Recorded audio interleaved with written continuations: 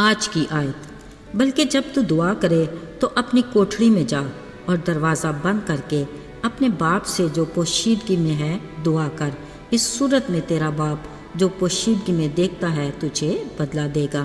متی 6:6 آیت۔ عزیزو، ایک بچہ اپنے باپ کے ساتھ ہوٹل میں کھانے کے لیے گیا۔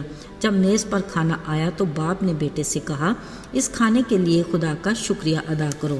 بیٹے نے بڑے ہی معصومانہ انداز سے دعا کی اور آخر میں یہ کہا، اے خدا، اگر کھانے کے بعد مزے کی ٹھنڈی آئس کریم بھی مل جائے تو بڑا ہی اچھا ہوگا۔ دوسری میز پر بیٹھی عورت نے بچے کی دعا سنی تو بولی، ذرا دیکھ لیں آج کل کے بچوں کا حال، خدا کو مذاق کرنے سے بھی باز نہیں آتے۔ ادھر باپ بیٹے کا کھانا ختم ہوا تو باپ نے چپکے سے ویٹر کو آئس کریم کا آرڈر دے دیا۔ جب آئس کریم بچے کے سامنے آئی، یہ اس کے لیے بڑا ہی سرپرائز تھا۔ اس نے خوش ہو کر پاس کی میز پر بیٹھی عورت سے کہا، دیکھا نا آنٹی، میں نے آئس کریم کے لیے خدا سے دعا مانگی تھی، اس نے مجھے دے دی۔ آپ کو بھی جو چاہیے خدا سے مانگیں، وہ آپ کو بھی ضرور دے گا۔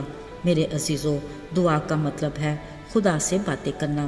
یاد رہے، باتیں کرنے میں بھی طریقہ سلیقہ ہونا چاہیے۔ عزیزو، یاد رہے کہ ہم باتیں کرتے ہیں اپنے آسمانی باپ سے جو قادر مطلق اور تعظیم کے لائق ہے، اگرچہ وہ ہمارے ٹوٹے پھوٹے الفاظ بھی سن لیتا ہے، کیونکہ اس کی نگاہ تو صرف ہمارے دل پر ہے نا۔ پر یاد رہے، ہمیں خدا کے ساتھ گفتگو میں صاحب تمیز ہونا چاہیے۔ ہاں، وہ خود بھی ایسے رویے کو پسند کرتا ہے۔ اس نے کہا، جب تم دعا کرو تو ریاکاروں کی مانند نہ بنو، کیونکہ وہ عبادت خانوں میں اور بازاروں کے موڑوں پر کھڑے ہو کر دعا کرنا پسند کرتے ہیں تاکہ لوگ ان کو دیکھیں۔ ایسی دعا کے جواب میں کچھ اجر نہیں۔ خدا نے یہ بھی کہا، دعا کرتے وقت غیر قوموں کی طرح بک بک نہ کرو، کیونکہ وہ سمجھتے ہیں کہ بہت بولنے کے سبب سے سنی جائے گی۔ یاد رکھو، خدا باپ جانتا ہے کہ ہم کن چیزوں کے محتاج ہیں۔ یسوع نے اور بھی خوبصورت انداز بتایا کہ اپنی کوٹھڑی میں جا کر باپ سے پوشیدگی میں دعا کر تاکہ تجھے بدلہ ملے۔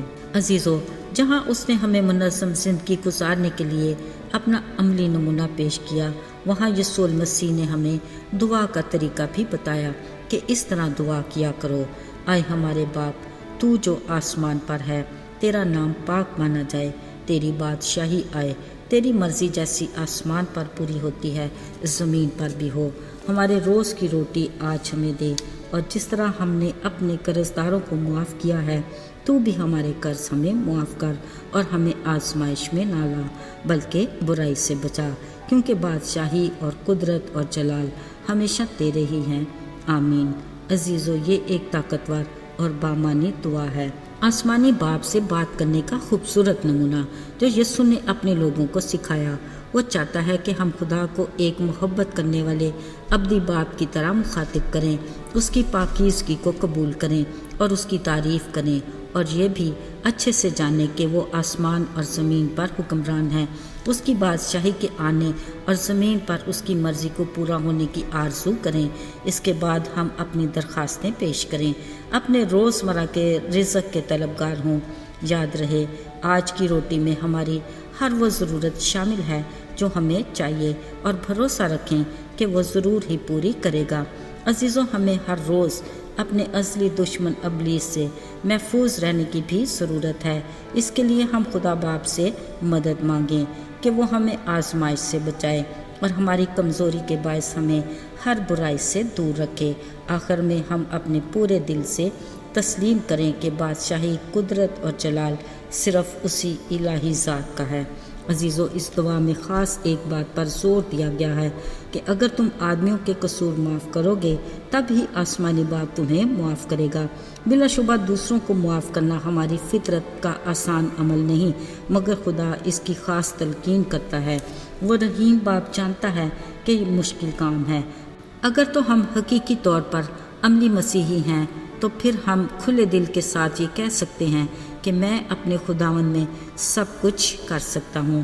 یاد رہے، محبت اور معافی ہمارے مسیح کا خاصہ ہے۔ اس نے اپنے ان دشمنوں کو معاف کیا جس کا اس نے کوئی قصور بھی نہیں کیا تھا، اس لیے وہ چاہتا ہے کہ اس کے لوگ اس کی مانند بنیں۔ خیال رہے، اگر ہماری زندگی میں کوئی ایسا شخص ہے جس کو ہم نے اب تک معاف نہیں کیا، ساتھیو، آج خدا کا ہمارے لیے یہ پیغام ہے کہ اگر ہمیں اپنے لیے معافی چاہیے تو پہلے ہم دوسروں کو معاف کریں۔ خداوند ہمیں ایسا کرنے کی توفیق عطا فرمائے، آمین۔ آئیے دعا کریں۔